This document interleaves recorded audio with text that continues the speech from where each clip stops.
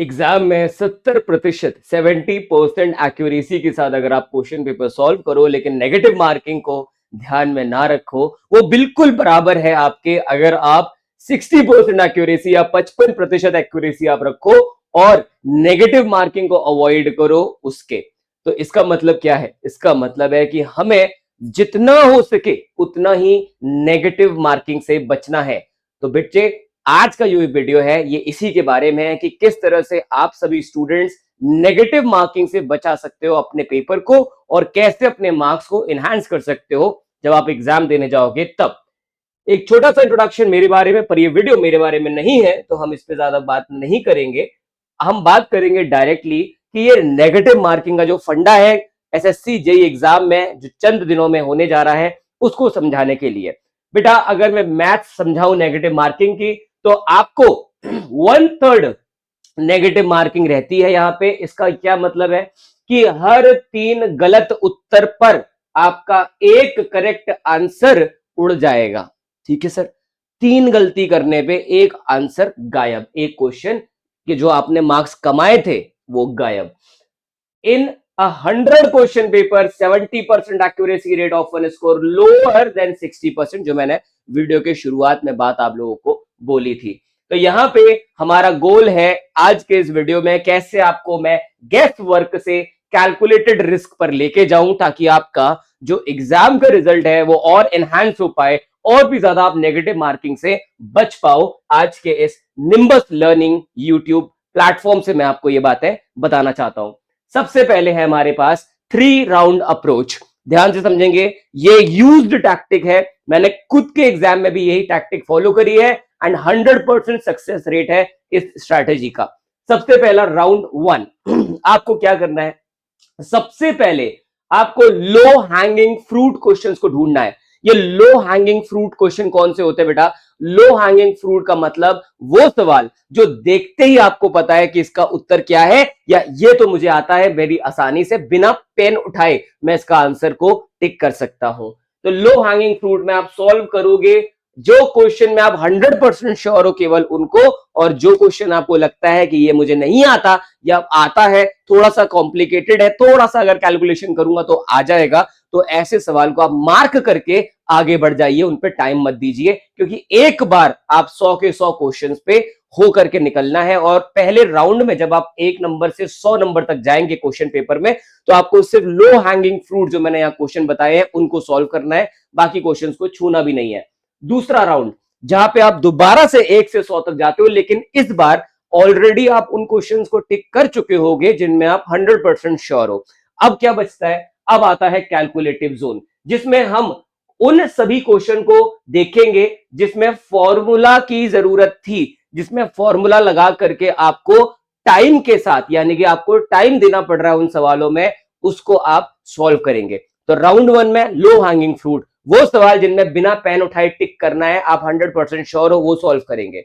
दूसरे राउंड में दोबारा से हम जाएंगे और इस बार हम सिर्फ देखेंगे उन्हीं क्वेश्चंस को जिनको आपने मार्क किया था, वैसे क्वेश्चन जो आते हैं आपको, लेकिन थोड़ा सा क्या है, टाइम लगेगा और पेन उठाना पड़ेगा, कैलकुलेटर यूज करना पड़ेगा। राउंड 2 में आप सिर्फ उन्हीं क्वेश्चन पे जाओगे। राउंड 1 और राउंड 2 करने के बाद अगर आपको रियलाइज होता है कि आप एक अच्छे खासे स्कोर पे आ चुके हो या एक एवरेज स्कोर पे भी आ चुके हो और टाइम आपके पास मौजूद है, तब आप मूव करेंगे राउंड 3। तीसरा राउंड दोबारा से आपको क्वेश्चन नंबर 1 से क्वेश्चन नंबर 100 तक लेकर के जाना है, जिसमें आपको बात करेंगे एलिमिनेशन जोन की। आपको उन्हीं क्वेश्चंस पे जाना है जिनमें आप एटलीस्ट 2 ऑप्शंस को तो पता है आपको कि ये गलत है ही है, यानी कि सही नहीं पता, लेकिन 2 ऑप्शन में आप श्योर हो कि इन दोनों को, ये दोनों ऑप्शन तो गलत हैं ही। सिर्फ उन क्वेश्चन पे ही आप जाओगे एंड दैट इज इट। इसके अलावा और कोई क्वेश्चन को छूने की जरूरत नहीं है, जिससे कि आपके नेगेटिव मार्किंग कम हो सके यहां पे बच्चे। तो यहां से हम बेसिकली जब फर्स्ट राउंड कर लेते हैं तो आपको एक कॉन्फिडेंस बिल्ड होगा कि आपने काफी सवाल है जो वो सॉल्व कर लिए हैं। राउंड 2 के बाद आपका और भी कॉन्फिडेंस बिल्ड होगा देखने के बाद कि आपने जो है वह सारे क्वेश्चन जिनकी आपने तैयारी की थी वो सॉल्व कर चुके हो और आप सिर्फ वो क्वेश्चन बचे हैं जो आपको नहीं आते हैं, तो उनमें आप अकॉर्डिंगली टाइम असाइन कर सकते हो। दूसरी चीज सबसे बड़ी प्रॉब्लम यहां पे सिविल के बच्चों के लिए क्या होती है, वो गड्ढा क्या है जिसमें ज्यादातर सिविल इंजीनियरिंग का बच्चा फंसता है, नेगेटिव मार्किंग की चपेट में आता है। सबसे बड़ी इश्यू हो जाती है एक तो यूनिट का कन्वर्जन।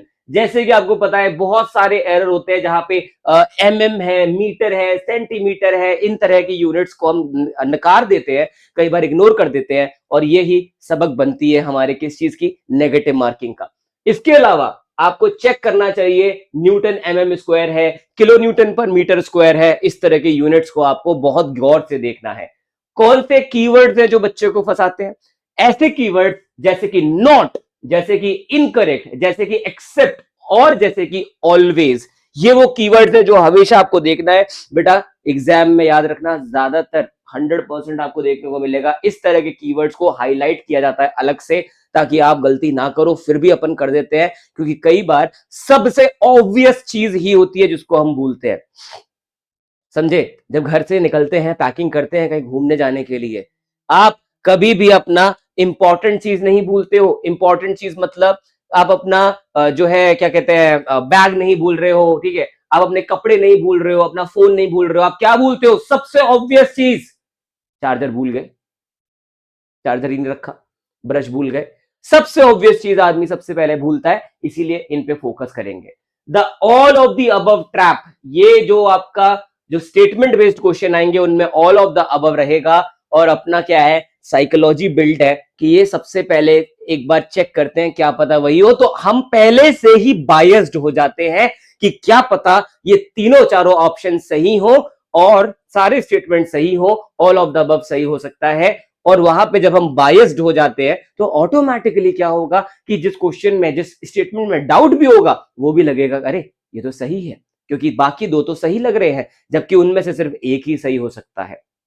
इसके बाद डेटा को मिसरीड करने का इशू, ये भी बहुत ज्यादा नेगेटिव मार्किंग जो है बच्चों को दे देता है। जैसे कि gamma W unit weight of water हो गया, एफसी के जैसे कि आपका स्पेसिफाइड वैल्यू दी हुई है, नहीं दी हुई है, 10 दिया है, 9.81 दिया है, क्या दिया है, इन तरह की वैल्यूज भी बहुत बार स्टूडेंट को फंसाती है। तो ये जो पिट हॉल है या फिर जो गड्ढा है उससे बचेंगे। आखिरी चीज, आखिरी तो नहीं कहेंगे, अनदर चीज है इसमें एलिमिनेशन। एलिमिनेशन का देखो क्या है, जैसे कि अपना बहुत सारे क्वेश्चन ऐसे होते हैं जिनमें आप यूनिट के माध्यम से भी क्वेश्चन का उत्तर कर सकते हो। जैसे एनवायरमेंटल इंजीनियरिंग में तो भरे भरे क्वेश्चन आएंगे इस तरह के, आपको डायमेंशनल एनालिसिस करते हुए समझना है। If the question ask for pressure any option with the unit of force या लेंथ, उसको हटा दो। ये वैसे बहुत ही कम होता है कि वो यूनिट कुछ और दे दे, बट फिर भी क्या पता एक क्वेश्चन ऐसा आ जाए, तो आप तैयार रहना इसको टिक लगाने के लिए। Extreme values, option that say always, never or provide wildly different numerical value than the other often distractors। इसका मतलब क्या है, एक ऐसी चीज फॉर एग्जाम्पल बोलते हैं कि ये बताओ कि भैया 1000 या एग्जाम्पल के तौर पे 1280 मीटर का एक हमको रेलवे ट्रैक बनाना है, तो बताओ उसमें कितने स्लीपर लगने चाहिए। अब वहां पे ऑप्शन दिया हुआ है 12, 15, फिर एक दिया हुआ बड़ा वैल्यू, एक उससे बड़ा वैल्यू। तो आपको प्रैक्टिकल वैल्यू को भी देखते हुए ही टिक करना है, कहीं ऐसा ना हो एलिमिनेशन में आप सबसे छोटा वैल्यू समझ के टिक मार दो, क्योंकि आपको प्रैक्टिकली समझना पड़ेगा कि 1280 मीटर लंबा ट्रैक है, उस पर कितना ही लग सकता है, उस हिसाब से आप आंसर मार्क करोगे। रिलेटेड ऑप्शन भी आपको देखने को मिलेंगे। If two option are polar opposite, the answer is frequently one of the those two. यानी कि एक में लिखा है कि फलानी चीज है सफिशिएंट स्ट्रेंथ, और दूसरा ऑप्शन लिखा है कि फलानी चीज does not have the strength. इसका मतलब इन दोनों में से एक तो सही है ही है, 100% एक स्टेटमेंट करेक्ट है। तो अगर एक ही क्वेश्चन में दो पोलर ऑपोजिट ऑप्शंस दिए हैं, यानी कि एक ऑप्शन इन दोनों में से सही होना ही होना है, दिस नहीं तो दैट। ठीक, आगे बढ़ूंगा मैं। अगला आपको सामने है जो आपका वर्चुअल कैलकुलेटर है बच्चे, उसको आपको बहुत ज्यादा जरूरी है उसको मैनेज करना, क्योंकि सीबीडी 2 में आपको ऑन स्क्रीन कैलकुलेटर भी मिलेगा। और याद रखिएगा कि माउस का जो क्लिक है वो जनरली धीरे चलता है, स्लो, क्योंकि एक होता है कि मैं फिजिकल कैलकुलेटर से टिक टिक टिक टिक टिक टिक करके क्या करूं, आंसर निकालू। लेकिन बच्चे याद रखो, जब वो सेम चीज आप ऑन स्क्रीन कैलकुलेटर में करोगे तो आपकी गति, आपकी स्पीड 100% कम हो जाएगी। उस चीज को टेस्ट सीरीज में आपको पहले से प्रैक्टिस करके रखना है। Mark for review, use this feature aggressively if a question takes more than 60 second without a clear path, make it move. बेटा अगर कोई क्वेश्चन आपको लगता है ये मैं कर सकता हूं लेकिन वो फंस रहा है, यानी कि अब अपना ईगो आ चुका है बीच में कि ये कैसे नहीं होगा, इसको तो मैंने प्रैक्टिस किया है, मेरा फेवरेट टॉपिक है, फिर भी नहीं हो रहा है। ऐसे क्वेश्चन को मार्क करिए, आगे निकलिए। बीच में अपना ईगो नहीं लाएंगे, ईगो कहीं और, पहले नौकरी लेंगे अपन, और इस तरह के सवालों से अपन बचेंगे। बाद में देखेंगे, टाइम मिला तो जरूर उस पर वापस आएंगे। The scratch pad, keep your rough work organised, messy calculation lead to transposition of error. क्योंकि हमेशा याद रखो कि कैलकुलेशन आपको रीचेक जरूर करना पड़ेगा। तो आपको क्या करना है, आपके पास जो भी कैलकुलेशन के लिए रफ पेपर रहेगा, आप उसको 4 भाग में, एक ऐसा 2 बार फोल्ड करने का है, तो 4 उसके हिस्से बन जाएंगे, और उस पे बहुत ही तरीके से क्वेश्चन नंबर डाल के ही आप अपना कैलकुलेशन करेंगे, ताकि वो क्वेश्चन नंबर पे वापस आके अगर कभी रीचेक करना पड़ा कैलकुलेशन तो आप कर पाओ। याद रखो, मैंने ये नहीं कहा है बहुत ही प्यार से QUES1, ऐसे नहीं लिखना, सिर्फ 1 डाला, फट फट फट कैलकुलेशन कर डाला। क्वेश्चन नंबर 2 के लिए सिर्फ 2 डाला, खट खट खट अपना काम कर डाला। सुंदर नहीं लगाना है, ऑर्गेनाइज्ड बोला है मैंने, सुंदर नहीं। तो आप जो रफ वर्क करोगे ऑर्गेनाइज तरीके से करो, ताकि जो आप उसको रीचेक करो तो एटलीस्ट आपको पता रहे कि आपने वो कैलकुलेशन करी किधर है। Mental discipline and mock analysis, देखो यहां पे एक चीज समझो, स्टॉप 5 मिनट अर्ली, 5 मिनट पहले पेपर छोड़ दो।